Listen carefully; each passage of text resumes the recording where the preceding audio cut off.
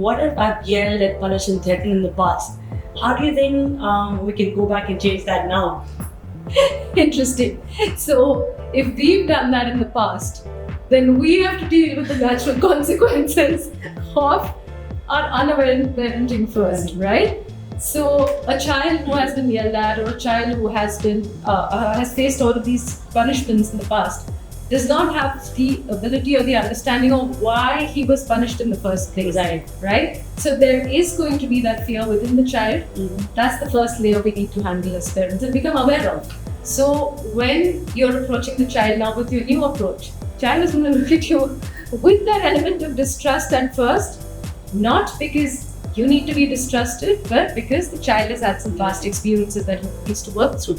So here is where we need to be extremely patient and aware that this is not a reaction, or it's not that this approach doesn't work. It is going to take time, and it really depends on how old your child is, how many times he's been subjected to this, etc. So one is the awareness of the fact that the child is not going to instantly take it.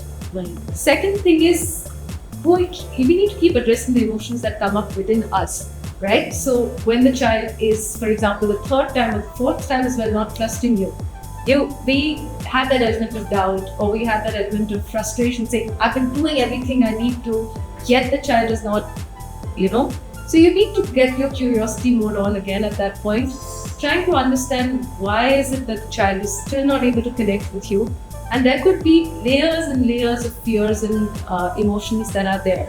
So working through that, getting help from, there's a lot of resources online. You can go to my page. I have a lot of resources there as well. Or there's somebody called the holistic psychologist who also writes a lot about the hidden emotions.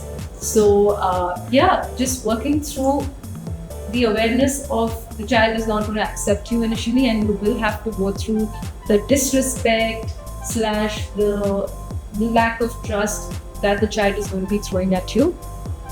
To build that long-term trust is most important.